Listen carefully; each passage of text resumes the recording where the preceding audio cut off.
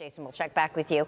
Right now, Governor Ron DeSantis is responding to what he calls an alarming influx of migrant landings to the Florida Keys. A press release issued late this afternoon states the governor has signed an executive order activating the National Guard and directing state law enforcement agencies to provide additional resources in the air and on the ground to support local agencies. Yeah, the order follows an unprecedented surge in migrant landings to the Keys over the last several months. But as I-Team investigator Katie Legrone reports, the governor's response comes after days of unusual silence, and only after we started asking questions.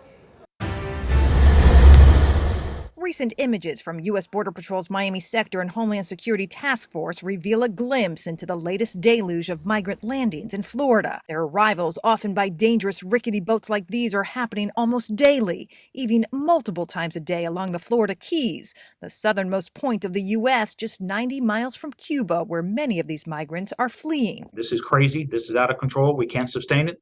The sheriff in the Keys calling the frequency and volume of recent landings here a mass migration crisis, exhausting local resources who are often called on to help before migrants are taken into federal custody. On Monday, after more than 700 migrants, mostly from Cuba, landed along the Keys over the holiday weekend, Monroe County Sheriff Rick Ramsey issued this statement expressing frustration, pointing blame at the federal government for its lack of a working plan to deal with a mass migration issue that was foreseeable, he said. I believe in the rule of law. I'd like to see these people come in a way that my family came here from Cuba. Lawmakers representing the Florida Keys are also weighing in on an influx the likes of which they say they haven't seen before. We have never had a problem with landings. It's the magnitude of the landings that's occurring. And again, stretching the resources. But up until late Friday afternoon, noticeably absent from the week's headlines about these landings in Florida was State Governor Ron DeSantis, who has made stopping illegal immigration here a top priority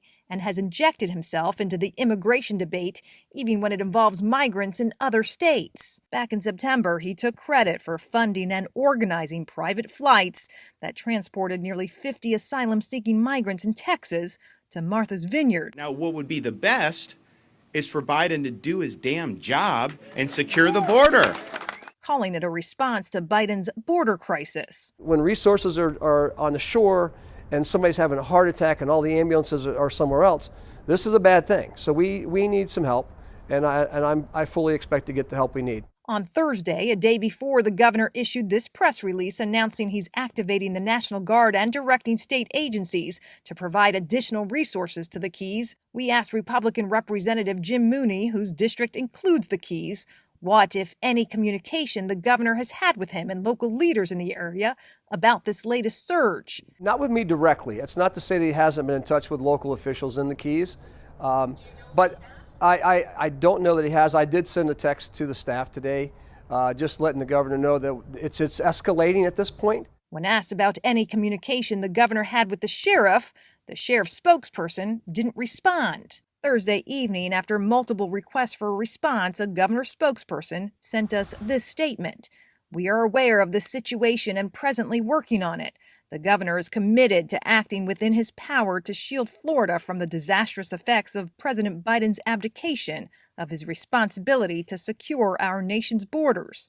Please stay tuned. By week's end, the governor responded with a new executive order activating state resources, but not without a jab to the Biden administration. When Biden continues to ignore his legal responsibilities, we will step in to support our communities, the governor stated. I'm I-Team investigator Katie Legrone, taking action for you.